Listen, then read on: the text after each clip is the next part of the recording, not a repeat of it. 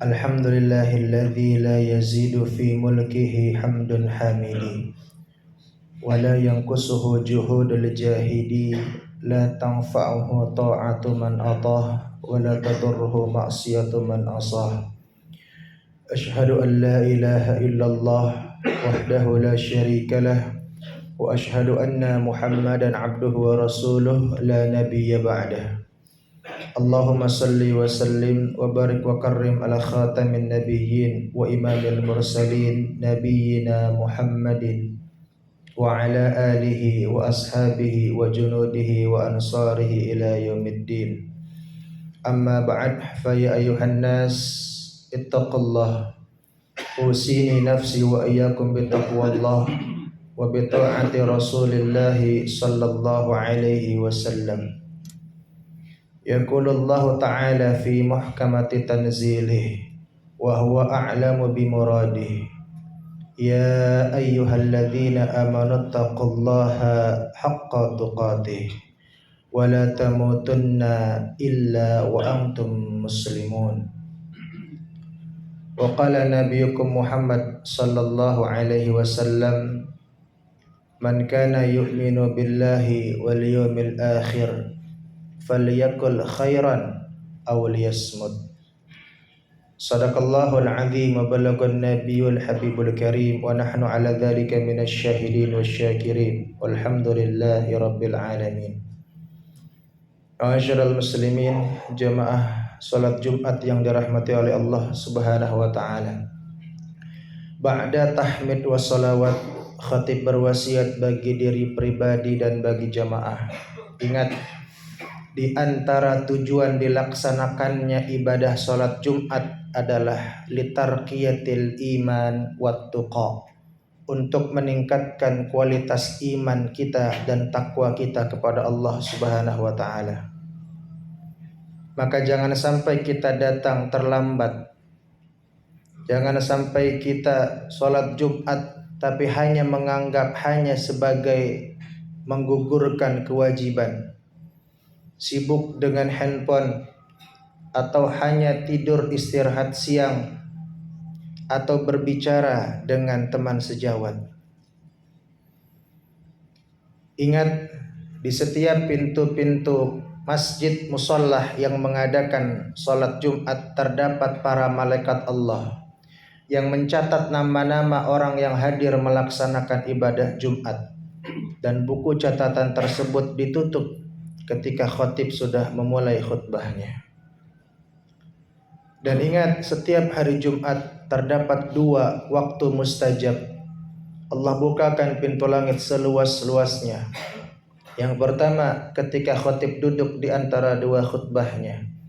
Yang kedua, selepas sholat asar menjelang maghrib di hari Jumat. Gunakan dua kesempatan emas tersebut, sisipkan doa. Mudah-mudahan Allah mengabulkan semua doa-doa kita dan mengampuni semua dosa-dosa kita. Ma'asyiral muslimin rahimani wa rahimakumullah. Hari ini bertepatan di tanggal 10 November, negara Republik Indonesia memperingati Hari Pahlawan Nasional. Ada salah seorang pahlawan yang agamis, religius. Beliau mendapatkan bintang penghargaan. Beliau bernama Jenderal Besar Sudirman. Dalam buku Api Sejarah karya Mansur Suryanegara dikisahkan bahwa Jenderal Sudirman ini memiliki 3 amalan yang selalu dia lakukan, tidak pernah putus sampai dengan akhir hayatnya. Yang pertama, karena beliau juga adalah seorang santri religius, pejuang, beliau selalu mudawamah dalam berwudunya. Berwudunya tidak pernah putus, selalu menjaga wudunya, selalu menjaga dirinya untuk tetap suci.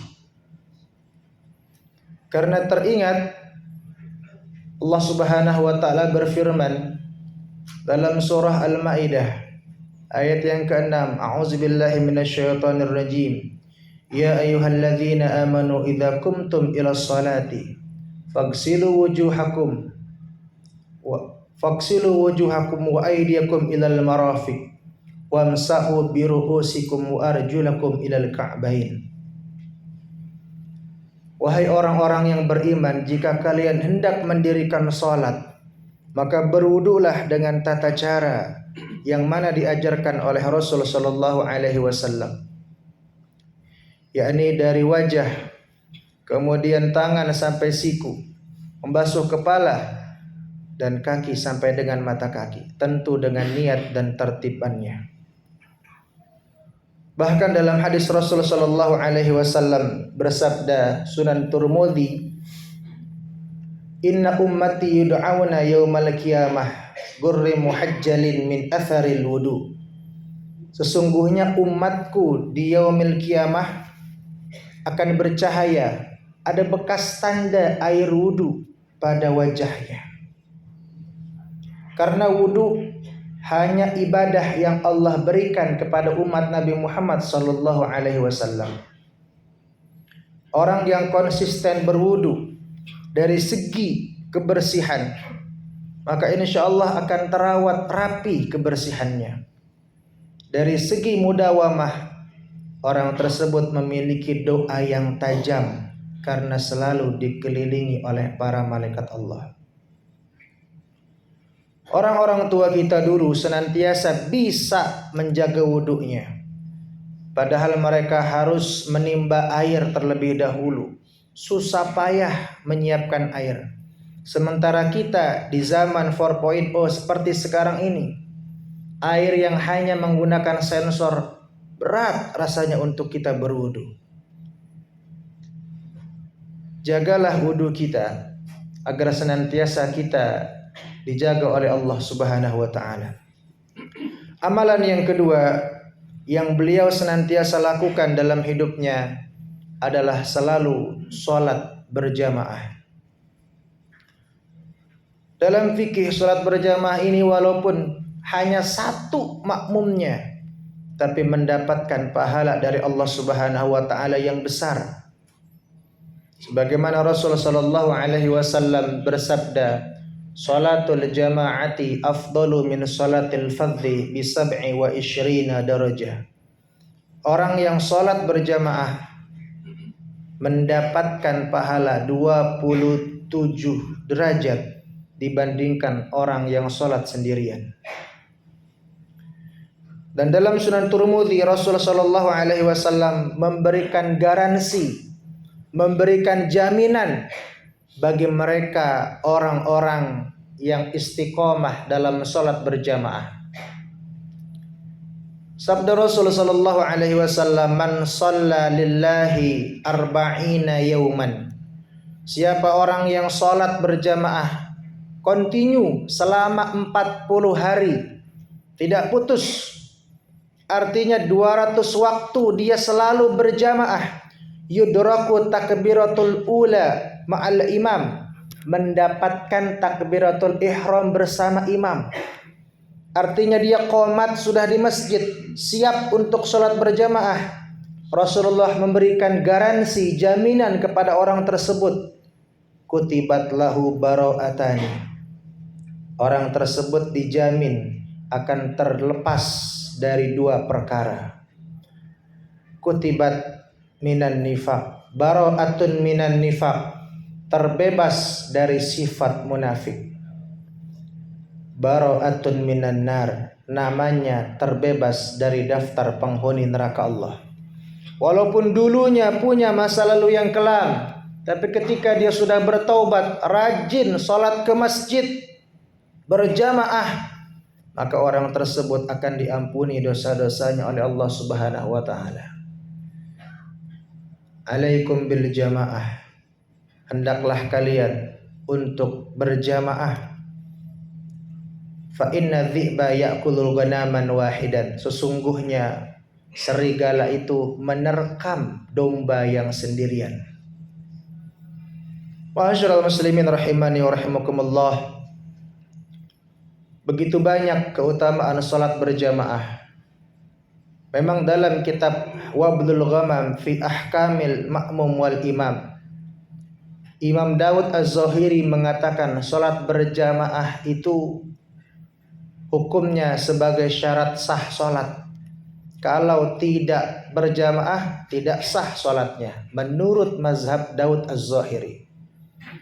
Sedangkan menurut mazhab Imam Ahmad bin Hanbal, salat berjamaah hukumnya adalah fardu ain, wajib bagi tiap individu.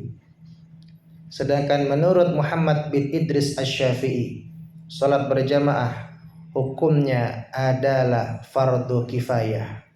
Tiap satu kampung wajib melaksanakan salat berjamaah.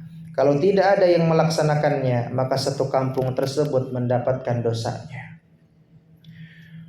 Ma'asyiral muslimin rahimani wa rahimakumullah. Yang ketiga, amalan yang senantiasa dilakukan oleh sang jenderal sampai akhir hayatnya. Beliau adalah orang yang selalu berzikir kepada Allah Subhanahu wa taala. Beliau aplikasikan ayat Allah Subhanahu wa taala, fadhkurullaha dzikran katsira. Berzikir kepada Allah dengan sebanyak-banyaknya. Jangan sampai kita berucap dengan ucapan yang sia-sia. Karena salah satu hadis Rasul sallallahu alaihi wasallam, wala takallam bikalamin ta'tadhiru minhu ghadan. Jangan kamu berbicara dengan ucapan yang kelak kamu akan menyesal dengan ucapan tersebut. Lebih baik kita berzikir. Tidak semua harus kita ucapkan, tidak semua harus kita lontarkan.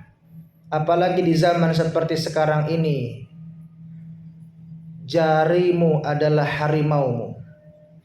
Jangan sampai kita menyebarkan fitnah, cacian kepada orang lain, karena sungguh akan ada pertanggungjawaban di hadapan Allah Subhanahu wa taala. Man kana yu'minu billahi wal yawmil akhir. Siapa orang, salah satu indikator keimanan seseorang beriman kepada Allah, beriman kepada hari akhir, salah satu indikatornya adalah falyakul khairan, berkata yang benar, berkata yang jujur, berzikir. Kalau tidak mampu berkata yang benar, tidak mampu berucap yang baik, auliyasmut, lebih baik diam. Disinilah berlaku peribahasa, diam itu emas, karena tidak semua ucapan harus kita sampaikan. Apalagi ucapan yang berbungkus fitnah, menyakiti hati perasaan orang lain. Inilah 3 amalan yang masih bisa kita lakukan. Apakah masih ada pahlawan di zaman seperti sekarang ini? Jawabannya ada. Mereka adalah orang yang masih mampu melaksanakan amar ma'ruf nahi mungkar dalam dirinya dan lingkungannya. Wa tazawwadu fa inna khaira zari taqwa. Berbekalah kalian, sungguh sebaik-baiknya bekal adalah takwa. Barakallahu li wa lakum fil Qur'anil azim wa nafa'ani wa iyyakum bima fihi minal ayati wa dzikril hakim wa taqabbalallahu minni wa minkum tilawatahu innahu was-samiul alim wa qur rabbighfir warham wa anta khairur rahimin.